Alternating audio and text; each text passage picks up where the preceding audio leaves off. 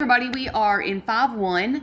This is part 2, though. I've already finished up problems 1 through 6. So look at the description below, and if you just found this being part 2, the link to part 1 is in the description. So just shoot back to that one, and then you can get into part 2 later. Okay, so I'm going to take this page off and go to number 7. All right, so we got here. All right. Got to find DE. Well, I just got this out of my mouth on number 6. A lot of times in geometry, after you find X, they're going to want you to substitute back in to find something.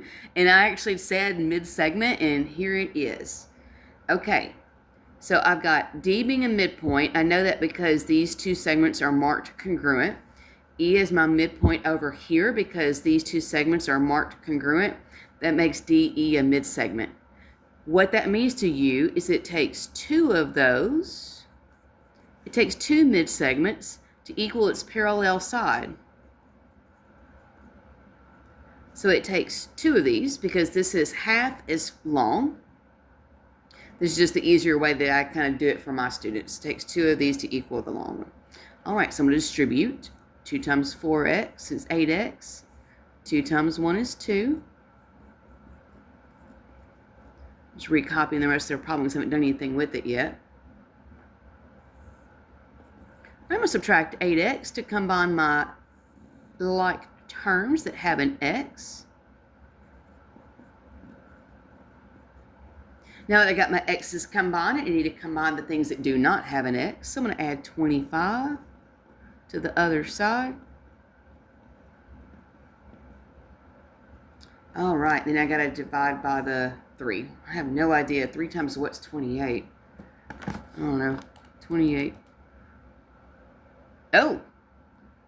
Okay. So either I'm messed up or, yeah, it's going to be 9.3 repeating. And sure enough, yeah, I did mess up. 25, 26, 27. So it should be 27. 27 divided by 3. 27 divided by 3.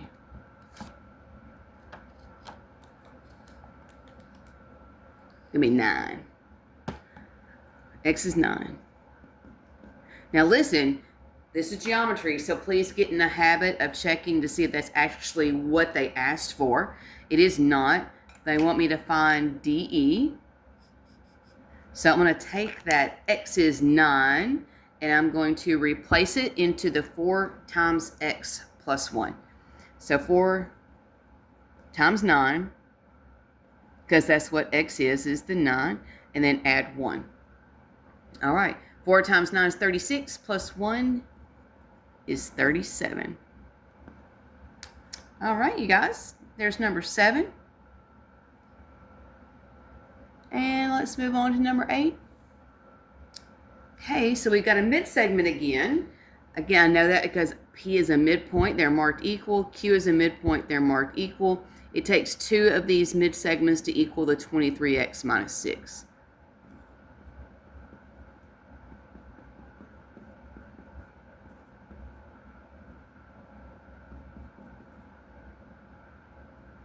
All right.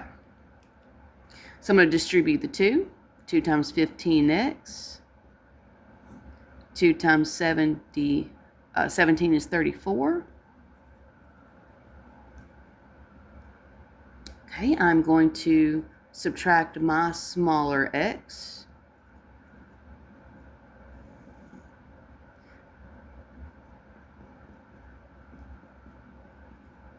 So I've got my x's combined. Now I need to combine my numbers that do not have an x. So I'm going to add 34.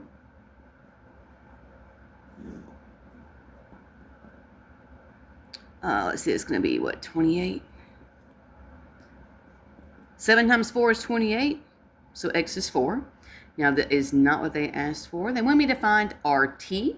Well, that is the longer segment. So I'm going to replace the 4 in for the x. So 23 times 4 minus 6. I don't know what 23 times 4 is, so I'm going to let my calculator do the work. 23 times 4 minus 6. Looks like it's going to be 86. So RT is 86. Number 9. All right, so we've got MO, NO, and MO are midsegments. Find the perimeter of JKL.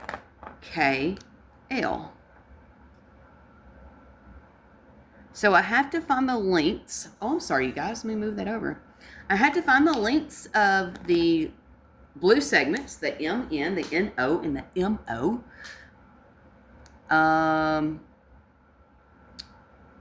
Probably double those. Yes, that's exactly what I'm going to do. Because MN is the mid-segment, I can double 49 to know what JL is. Okay, and if you're sitting there going, whoa, whoa, whoa, whoa, whoa, whoa, whoa, whoa, whoa, what? These are parallel lines, which means this longer green JL segment is twice as big as the 49. So I'm going to do 49 times 2, and I get 98. So from J to L is 98. All right. Next up, says NO is 42. Well, it's parallel to KJ. That means KJ is double 42. So 42 times 2 is 84. 42 times 2 is 84. Remember, the longer parallel segment is twice as much. Now, unfortunately, that last side is not as easy. So it's going to take us right back to what we just got through doing with number 7 and number 8. These are the segments that are parallel. These orange. It takes 2 of the 6x minus 1s to be equal to 13x minus 10. So I'm going to have to do some math here. Lucky us. All right, 2 times 6x is 12x, and 2 times negative 1 is a negative 2. I'm going to subtract 12x to the other side of the equal sign, and I'm going to add a 10. Okay, so I have x is 8. Now remember, I'm not done because they wanted the perimeter. I have 2 of the sides of triangle JKL. I have the 84. I have the 98. But now I'm going to have to find what is 13 times 8 minus 10 for this third side. 13 times 8 minus 10.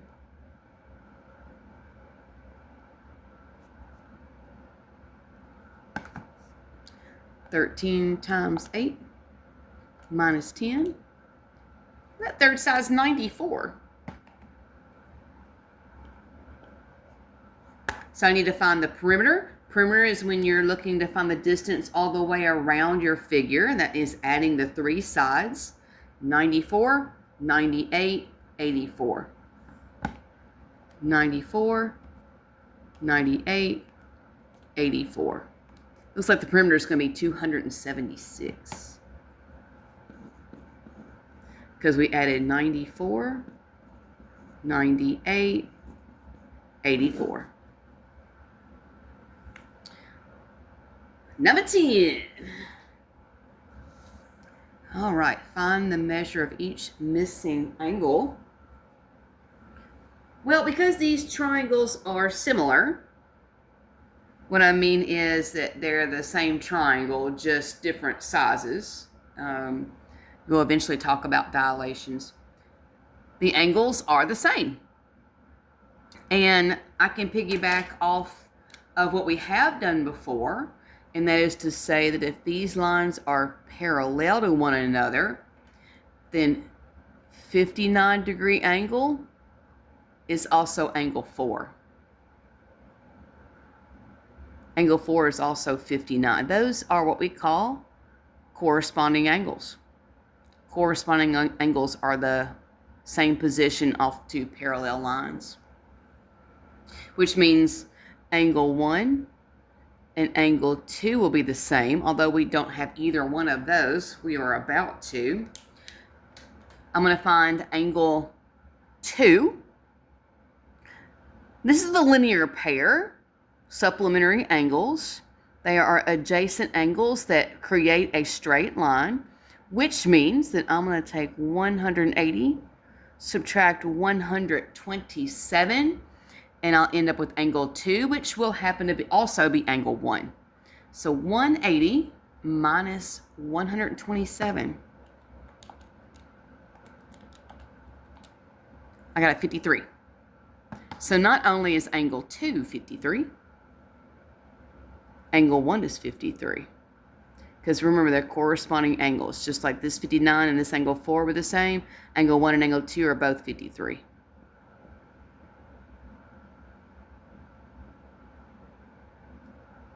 All right, what do you think I'm going to do next, you guys? I still got to find angle 3 and I got to find angle 5. I don't care which order you do them in. Let's talk about angle 5. What do you think I'm going to do? If you're thinking that I can do the same thing with the 4 and the 5 that I did right over here, you are exactly right. I'm going to take 180. I'm going to subtract the 59, and that's going to get me angle 5. Because angle 4 and 5 are the linear pair, that means they add up to be 180 degrees. So I'm going to do 180 minus 59.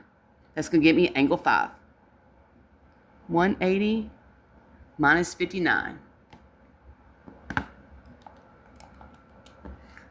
121 degrees.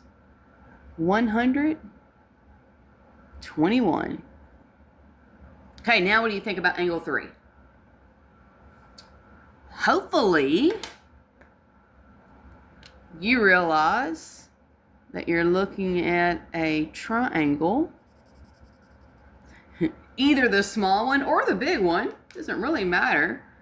You're going to get this same numbers anyway, but hopefully you're looking at this as a triangle and you realize that 3 angles of a triangle add up to be 180. So we're going to subtract the 2 angles that you do have inside this triangle, angle 2 and angle 4. And what you'll end up with is the measure for angle 3. So I'm going to take 180, subtract 53 and 59. So it's going to be 68 degrees. 68. And we're done with number 10. I have a feeling number 11 is going to be the exact same. All right, so what I want you to do is I want you to take control here. Pause this video, work your way through it, and just simply check your answers with me, okay? Don't rely on me just to give you the answers. This is not how you learn. This is not how you study math. You have to, at some point, try. Oh my God, the dreaded T word. Yeah, that's what I said. You got to try for yourself. All right. So pause the video and give it a go, you guys. If you're wrong, you're wrong. Lord, you watched my video. I made a mistake just a minute ago with number 7. But I found the mistake. I corrected it. You know, everybody's human. Yeah, you're going to be wrong in life. It's okay. All right, here it goes. Try it yourself. All right. So I'm going to find angle 1. You don't have to start where I start. But I'm going to find angle 1, which will also get me angle 5. Okay, how do you think I'm going to do angle 1?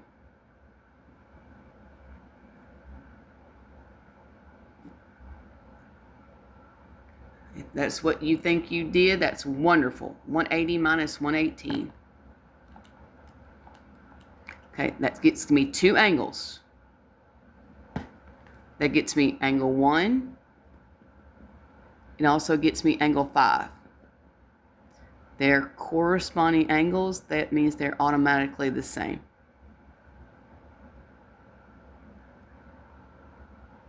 Okay. Now I need to still find angle 2, 3, and 4. All right, pause the video. If you need to, pause it. You may not kind of see this as I do, but this is where I'm looking. And there's more than one way to work these problems. It's just the way I'm approaching it. I'm seeing this triangle right there. I have two of the angles. This is going to get me angle 2, also angle 4.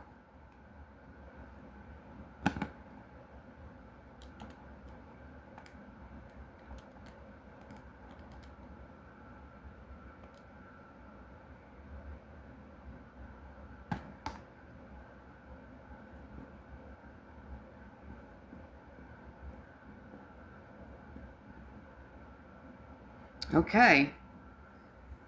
Now the only thing I have left to do is find angle 3. What do you guys think you're about doing? Again, I see one thing. You might have a different way of approaching this. Okay? There's more than one way to work this. So if you're thinking something different than me, but you still get the answer that I'm about to get for angle 3, then that's great. This is what I see.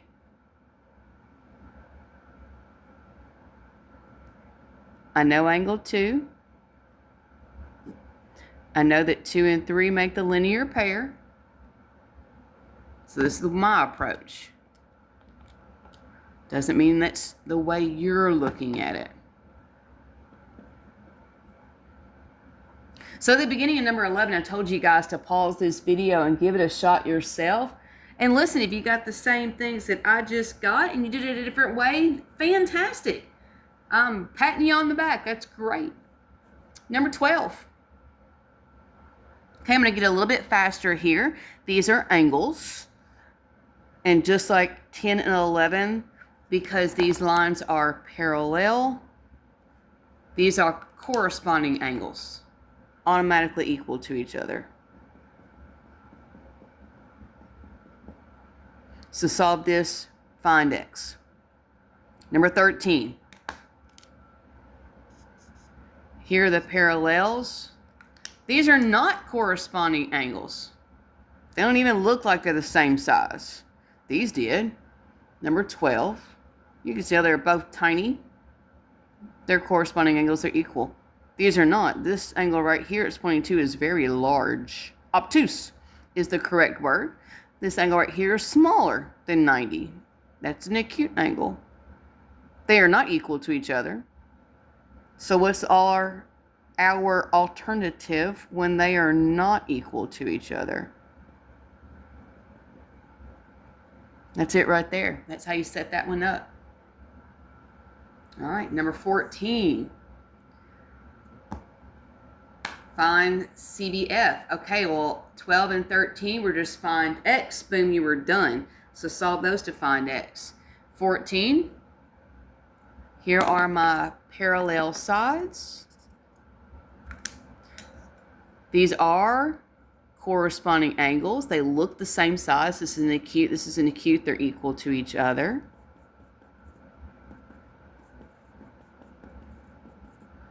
Don't forget that when you solve for x, you have to plug this sucker back in to find angle B. Because remember, the letter in the middle, that's your vertex. So you have to plug it in to find angle B. Okay, number 15. Here are my parallel lines. And if you're sitting there going, yo, how do you know they're parallel? Well, because if I have U being a midpoint and V also a midpoint, this is a midsegment. Midsegments are parallel to its opposite side there. But these are angles, and they don't even look the same size. This x plus 4 is a very small, smaller than 90-degree angle. And this big angle right there, clearly larger, not the same size. So they are not equal to each other. They are, that's right, supplementary. So you're going to add them to equal 180. Find your x. Don't forget to plug back in to find angle T, because that's the letter in the middle. All right, you guys. Good luck. This was part 2 of 5-1. No, I'm not going to finish it out for you. At some point, you're going to have to Take it upon yourself. I got them set up for you. Good luck. And listen, if you're a teacher and you're just, watching this video because you're brand new at geometry and just trying to wrap your mind around it, seriously, send me any kind of questions or whatever, and I'll get back to you. I promise you that. All right. Good luck, you guys. Bye-bye.